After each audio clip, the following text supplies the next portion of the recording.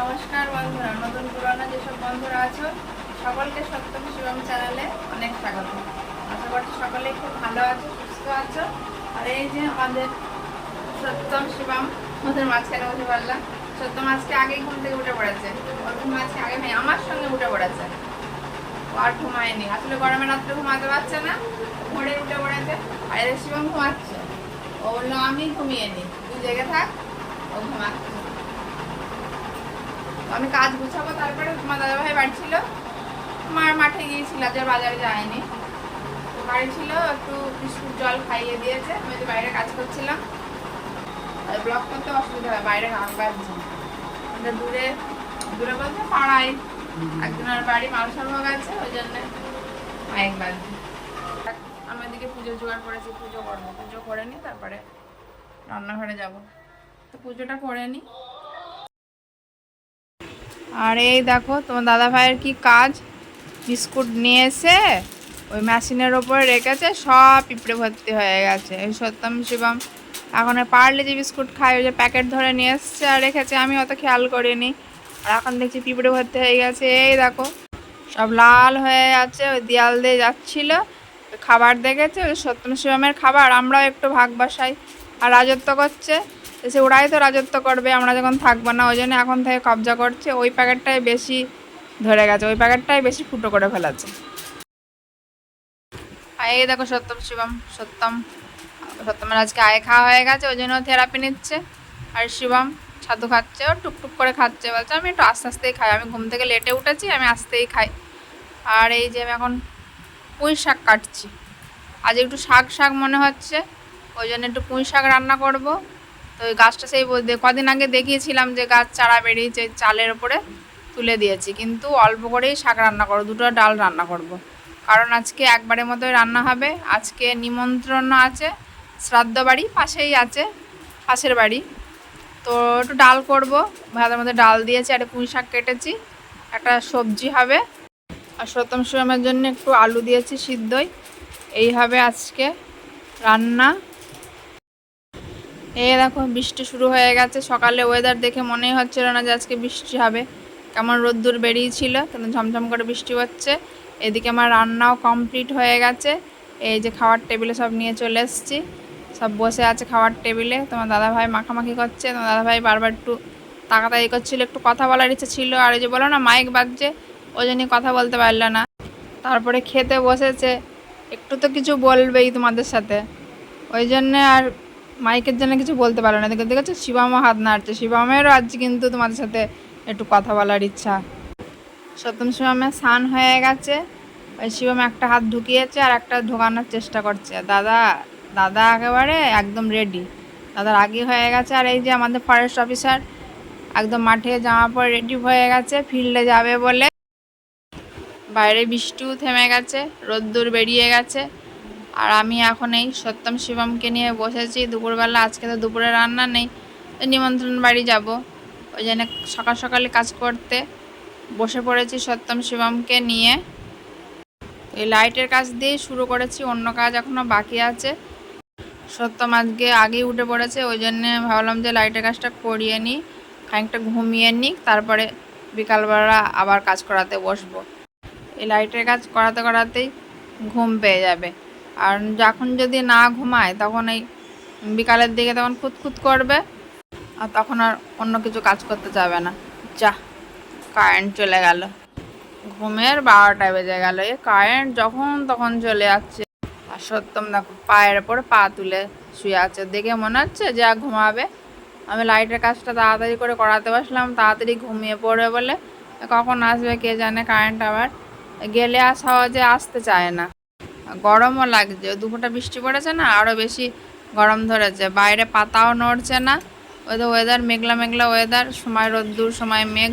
আর ওই যে গাড়ি দেখছো আমাদের গুরুদেবের গাড়ি, বাড়িতে গুরুদেব এসছে, এসে বলছে না পাশের ওই বাড়িতে মালসাভোগ আছে, তো দেওয়ারের ঘরে এসে উঠেছে। আর এদিকে আমরা রেডি হয়েছে, সে বলছে না নিমন্ত্রণ আছে শ্রাদ্ধ বাড়ি, ওই জন্য সব রেডি হয়েছি। আর এই যে শিবম, সত্যম শিবম, ওরা ভাবছে যে কোনোখানে বেড়াতে যাচ্ছি। এখন নতুন জামা প্যান্ট পরেছি, বাইরে রাস্তায় বেরিয়েই টোটো গাড়ি খুঁজতে শুরু করে দেবে। আর যদি দেখে টোটো নেই তখন রেগে যাবে, একটু রাগ করবে। বাড়ি চলে এসেছি, এসে শিবম জল খাচ্ছে।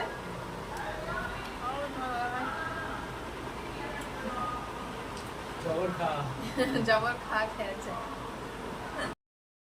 জবর খাওয়া বলছে কেন বলো তো, গিয়ে খেতে পারিনি। আসলে কি বলো তো, এখন অনুষ্ঠান বাড়ি খুব একটা যায়, নিমন্ত্রণ হলে তো দাদা ভাই একা যায়, আমরা যাই না। সত্যম শিবম গিয়েছে খেতে চায় না কো, গিয়েছে বাড়ি একরকম থাকে, ওখানে গিয়ে আর এক রকম ইয়ে করে, লোকে তাকাতাকি করে, ভালো লাগে না। লোকজন দেখলে ওরা তেমন একটা খেতে চায় না। এই দেখো সত্যম ভাত খায়নি, বাড়ি এসে জল খাচ্ছে, একটা ভাতও খায়নি। শিবম যাওয়া বা খেয়েছে, সত্যম একটু খায়নি। এখন এই সন্ধ্যাবেলা তোমার দাদা ভাই কটা বেগুন তুলে নিয়ে এসছে, অল্পই হয়েছে, বেগুন আর বেশি হচ্ছে না, অল্প অল্পই হচ্ছে, তাই বেগুনগুলো বাছতে বসেছে। আর আমি এদিকে রান্না বসিয়ে দিয়েছি, কটা ভাত বসিয়েছি, আলু সিদ্ধ ভাত। সত্যম খায়নি না, অল্প কটা ভাত রেখে গিয়েছিলাম, তো ঠান্ডা হয়ে গেছে, একবার দুবার নিল আর খায়নি, ওই জন্য আমি সন্ধ্যা দিই ভাত বসিয়ে দিয়েছি। আমি বলছি ভাত খাইয়ে দেবো। আর এদিকে দুধ গরম হয়ে গেছে, সসপ্যানে দুধ গরম করেছি, দুধ ভাত, রাতবেলা দুধ ভাত। আর দেখো শিবম দেখো আজকে আগেই বসে পড়েছে, বলতে হয়নি যে বস, ওরও খেয়ে শান্তি হয়নি, বলে কোথায় খেতে নিয়ে গেলে, যে ওইভাবে আমরা খাই, ওই একটু একটু খাবার নিয়ে আসছে, ওরম করে তো আমরা খাই না, তুমি তো বাড়ি সব একবারে সব গুছিয়ে দাও, পাতে সাজিয়ে সব মেখে দাও, আমি একবারে তুলে তুলে খেয়ে নিই, ওইভাবে আমাদের শান্তি হয় না। আর সত্যম একটু রাগ রাগ ভাব ছিল, এক সাইডে দাঁড়িয়ে ছিল, কিন্তু কি ওর একটু চায়ের নেশা ছিল, কিন্তু আজকে আর চা দেব না। তখন ভালো করে ভাত খায়নি, চা তো দিই না, একটু একটু চা দিই আর দুধ দিই, ডাক্তারে চা দিতে মানা করেছে, এমনি ওদের খিদে হয় না, ও শোনে না, ও একটু মন ভোলানোর জন্যে দিই। তো এখন কোনো সবজি নয়, আলু সেদ্ধ, ঘি আর ভাতের মার, রাত্রেবেলা এই খাই।